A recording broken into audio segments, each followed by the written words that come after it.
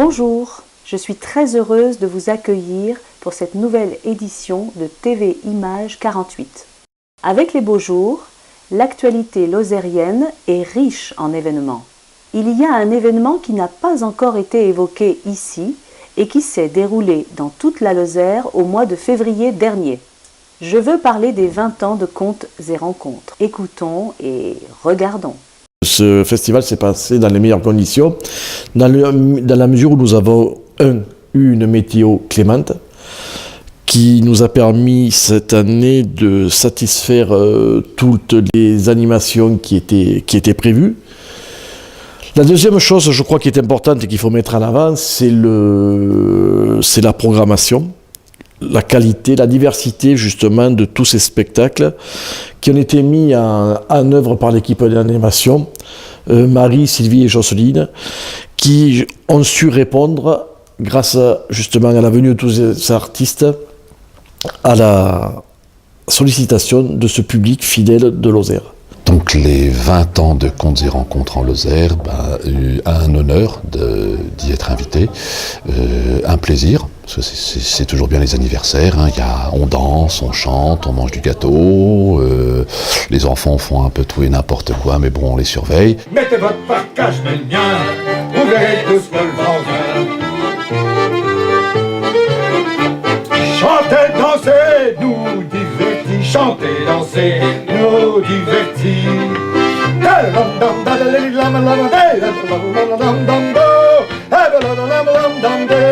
Mettez votre parka, je mets le mien, vous verrez tout ce que le vent vient. Hey ho!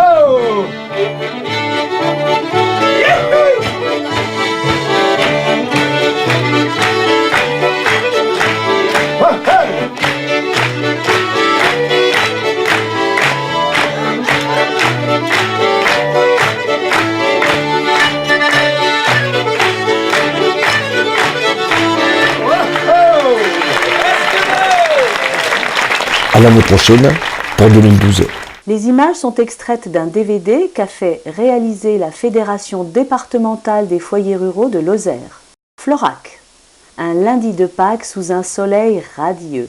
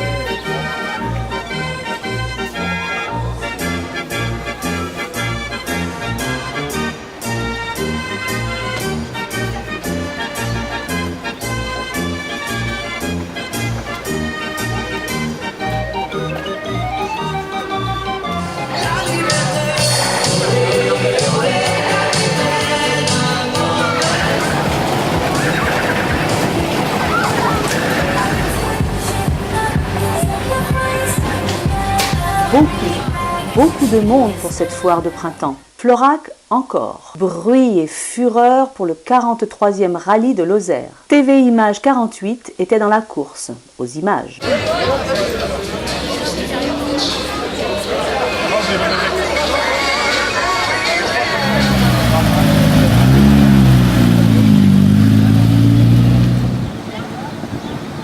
Je suis très heureux que ça se passe à Florac, puisque ça fait 10 ans qu'on a récupéré cela depuis que je suis maire, et ça apporte une animation qui est sur Florac très importante du point de vue médiatique, mais également du point de vue économique, parce que les coureurs qui sont là, les 130 coureurs qui sont avec tout leur équipage, cela représente dans les 600 personnes qui sur Florac pendant 3 jours vont animer, vivre, disons, dans le coin localement. Donc oui, l'écurie Rochefort donne un sérieux coup de main à l'organisation du rallye de Lozère depuis que le rallye de Lozère est revenu sur la région de Florac et les Cévennes lozériennes, donc depuis 2002. Et chaque année, plusieurs équipages floracois ou des environs participent à l'épreuve.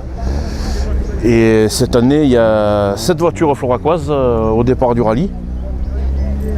Donc plusieurs dans la même catégorie, il y aura une petite bagarre floracoise sympathique. Et on a un renouvellement de pilotes assez régulier, des jeunes qui s'y mettent, des anciens qui reprennent. Et mon âme à l'âme, on a toujours 5, 6, 7 voitures au départ de l'épreuve. Moi je suis ravi par rapport au nombre d'engagés, 126 engagés par la période actuelle, c'est le top pour nous. On n'espérait pas tant, on comptait sur 100, 110 engagés.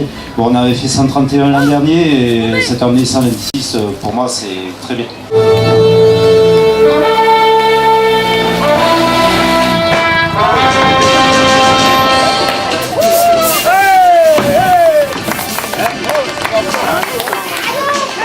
« 43e édition. L'entente qui entre les pilotes, les copilotes. C'est toute une famille, le rallye.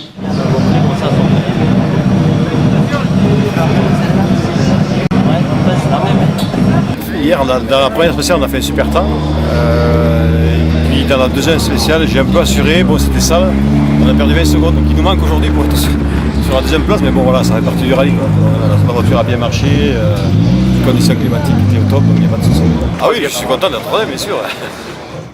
Au mois d'avril dernier, s'est tenue à Vébron une réunion de réflexion sur les énergies de proximité. La réunion ce soir à Vébron a pour objet de présenter le film Gazlan, du moins un extrait, et en même temps d'engager un débat à la suite de cette projection pour expliquer les méfaits de l'exploitation du gaz de schiste sur le tissu écologique, économique, social de notre territoire, et en même temps, c'est peut-être le plus important, d'entamer immédiatement le débat citoyen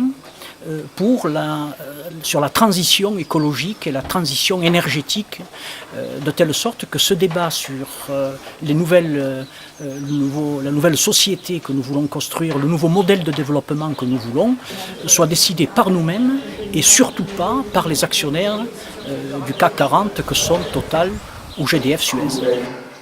La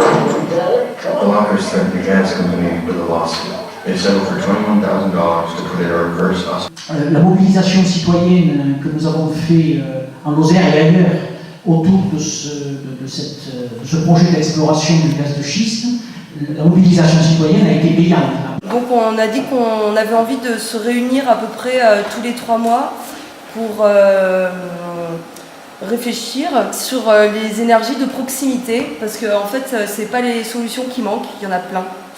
Naturellement, nous suivrons l'avancement de ce débat citoyen. Je pense que les images qui vont suivre vont réveiller beaucoup de souvenirs à un grand nombre d'entre vous. C'est un petit train départemental.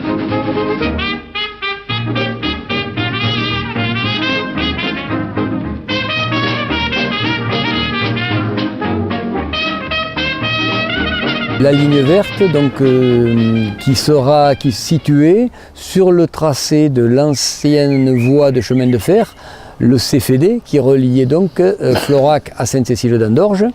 Cette ligne a été malheureusement détruite en plusieurs endroits, ce qui rend et les rails enlevés, donc ce qui rend impossible la possibilité de refaire un petit train, ce qui est d'ailleurs un gros manque, parce que ça aurait été certainement un support touristique considérable. Donc n'ayant pas la possibilité de faire une nouvelle voie de chemin de fer, eh bien on se contentera d'avoir une voie qui sera alternée entre pédestres, VTT, équestres, roller, et également pour les handicapés, là où on pourra le faire. Nous avions créé une association pour fêter cet événement qui était les 100 ans du petit train qui reliait Sainte-Cécile à Florac. Et au lieu d'être uniquement une association qui organise un événement, nous sommes devenus une association dont le but premier était d'apporter un soutien aux syndicats mixtes qui portent le projet de ligne verte entre Sainte-Cécile et Florac, mais également de continuer à créer du lien entre les populations, parce que ça c'était quelque chose de très très fort que l'on avait ressenti et on tenait à le garder. Et tout récemment, on a créé un bulletin d'information qui sera adressé à toute la population. Il y a 1800 familles qui seront concernées et c'est pour cette raison qu'on va faire une présentation à la presse d'ailleurs le 18 mai où on va présenter ce nouveau document.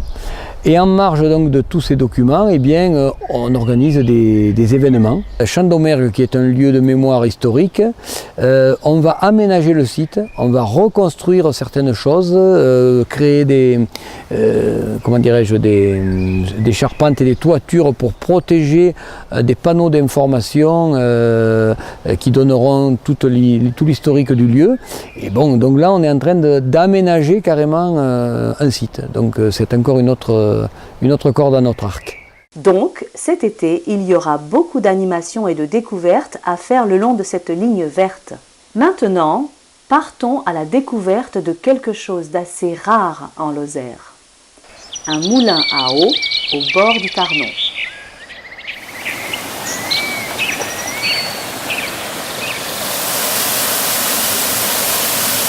Alors, le moulin de Grattegal, par rapport aux recherches qui ont été faites par une étudiante en partenariat avec le Parc national des Cévennes, existait déjà en 1640, puisqu'il y a un compois qui parlait du moulin de Grattegal comme étant un moulin construit sur un ancien moulin à ruines.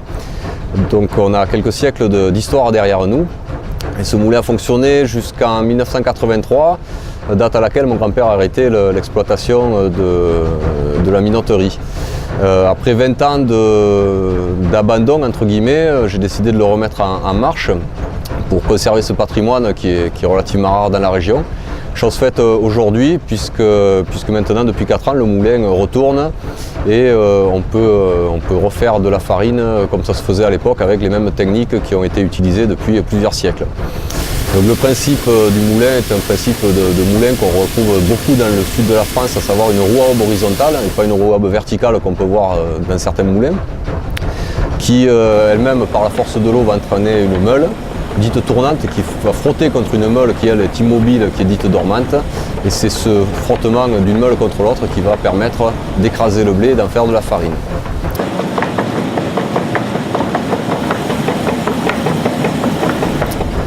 Notre niveau, le niveau supérieur du moulin, permet lui de tamiser cette farine pour obtenir une farine d'une granulométrie différente en fonction de ce que souhaitent les gens faire avec leur farine.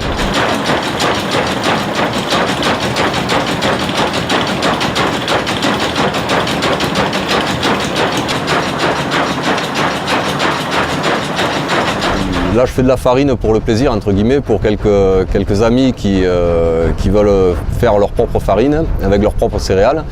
Je travaille beaucoup avec du blé tendre en majorité, un petit peu de blé dur, du petit épeautre qu'il faut décortiquer auparavant au moyen d'une roue tronconique. Et il arrive de temps en temps que je fasse un petit peu de millet. Nous tâcherons de vous faire découvrir d'autres lieux insolites de Lozère. Voilà, cette édition est terminée. Rendez-vous le mois prochain pour une nouvelle édition de TV Images 48. Vous avez des idées de reportages sur des lieux, sur des personnages, sur des événements passés ou à venir? Rejoignez notre rédaction et nous les réaliserons ensemble. Je vous attends. À bientôt.